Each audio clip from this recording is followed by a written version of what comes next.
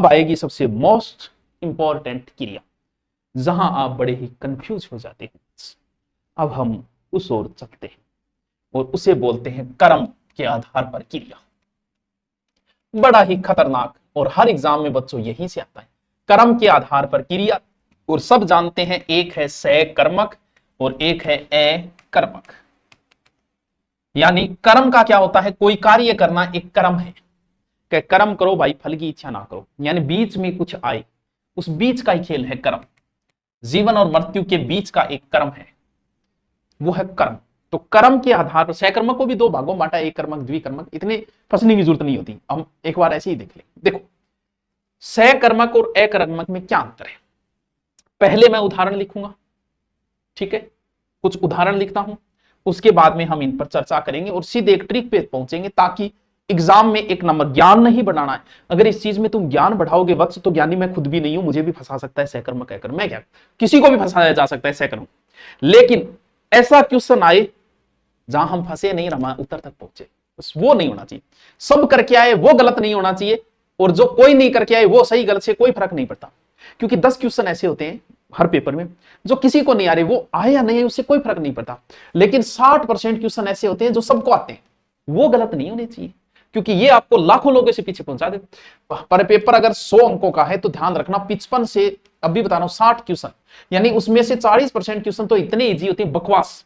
वजह ये होती है कि मोटिवेशन मिले, बंदा ये बाहर निकलते कि मैं थोड़ा सा पढ़ लेता हूं मेरे से, इसलिए दिया जाता है ताकि बच्चा मोटिवेट हो जाए उससे, फिर थोड़े से एवरेज आ। लेकिन 60% ऐसे होते हैं जो अमूमन तैयारी करने वाला उनका उत्तर कर देता है, वो गलत नहीं होने चाहिए आपके, वो गलत आपको पिछाड़ देते हैं। बाकी जो परसेंट बचे हैं 10% ऐसे जो किसी को नहीं आते, छोड़ दो यार, उनसे कोई लेना देना नहीं आपको, वो आपके मेरिट को कोई डिसाइड नहीं करते, वो कोई तुक्का मार के किसी का सही हो गया होगा। लेकिन जो बच्चे 30, उन 30 में आप 2 ऑप्शनों पे आ जाते हो, पढ़ने वाले बच्चे की बात कर रहा हूं मैं, 2 ऑप्शनों पे आ जाते हो। और यहां अगर आपकी किस्मत ने साथ दिया, 2 ऑप्शनों में आपने तुक्के मारे, सही निकल गए तो आप सिलेक्शन में, और यहां आपने तुक्के मारे बाहर। बस इसीलिए कहते हैं कि कंपटीशन में किस्मत भी काम करती है।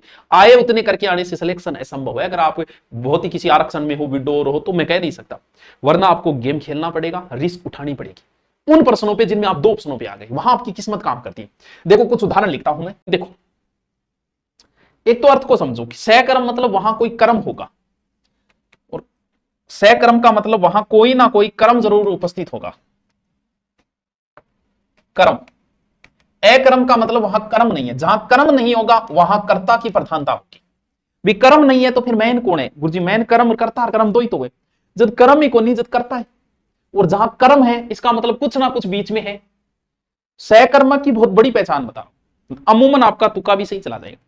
सकर्म यानी वह कर्म है, यानी जब भी कोई काम हो रहा है उसमें बीच में कोई ऐसी चीज हो जो खत्म हो रही है, गायब हो रही है, खत्म, वहां सकर्मक है। जैसे कि राम ने रावण को मारा, रावण तो गयो विचार, इसका मतलब बीच में कर्म खत्म हो गया।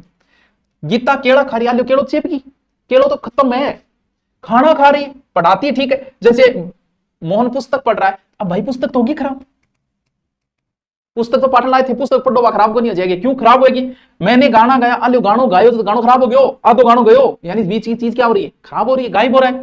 फूल तोड़े गयो फूल कामू, रोटी खाई गई रोटी कामू, यानी पुस्तक पढ़ी।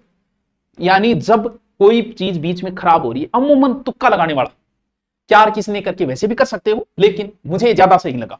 अब देखो अकर्मक का मतलब जब पूरा लोड करता पे आ जाए, करता बेचारो हम पलड़ा बरजार करता हो जाए परेशान, जहां पूरा लोड करता पे आ जाए। जैसे संजू दौड़ती है तो बताओ दौड़ने में जोर की नारी है, बोल गुरुजी दौड़ने में जोर तो संजू नारी है, इनको मतलब संजू करता है, संजू हम पलटा भर की दौड़ती दौड़ती बेचारी, संजू बोली अब बैठूंगी मैं तो, अब मेरे और कौन दे, जब मेरे पुलिस में हुए तो जाओ।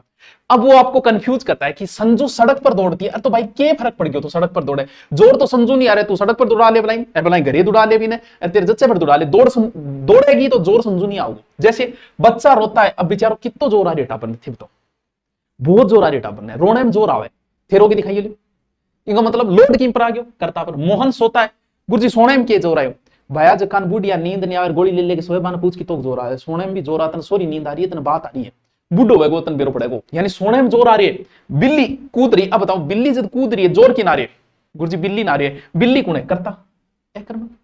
कुत्ता भौंक रहा है बेचारा, नहीं तो जोर आ रही है भौंकने में, अब जो थे रोने लगे तो रोने में जोर आओगे, भौंकने में आओगे, बकने में आओगे, गाली देने में आओगे, कि ना आओगे, था नहीं आओगे, मछली तालाब में तैर रही। अब एक बात हो, कंफ्यूज किए हुए कहे वो तालाब कोई नहीं, वो तालाब कर्म है कौन नहीं, तू सीधो लिख देनी मछली तैर रही है, मछली तैर रही है तो जोर की नारी मछली नारे पड़ करना रही है, तो अट तालाब है तो क्या फर्क पड़ गया, तालाब लिख दियो, जोर तो फिर ही मछली नहीं आ रही, तालाब ने थोड़ी आ रही है।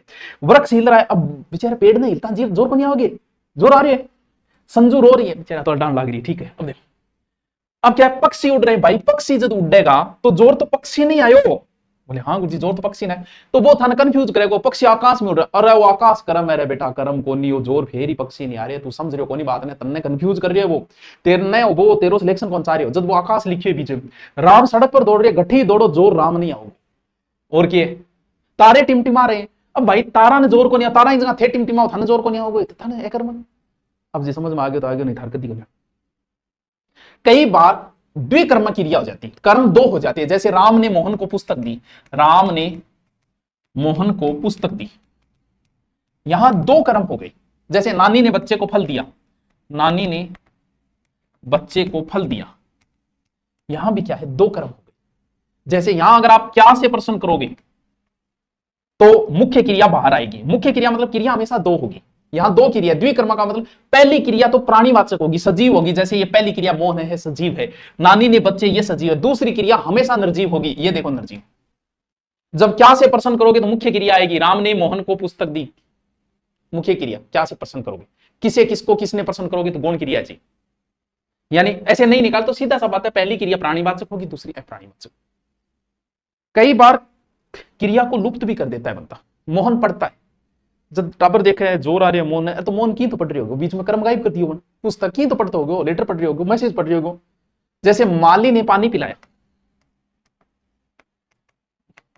तो माली ने किसको पिलाया भाई, पौधों को पिलाया, पौधे गायब कर दिए, एक कर्म उसने लुप्त कर दिया।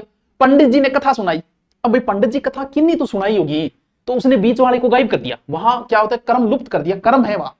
जैसे कर्ण ने दान किया, अरे तो किन ने दान करे हो, कर्ण ने गरीबों को दान किया, गरीब उसने गायब कर दिए, समझे बात को। आ रहे गुरु जी, और आपको पहले मैंने क्या बताई थी, प्रेरणार्थ क्रियाएं हमेशा सहकर्मक होगी।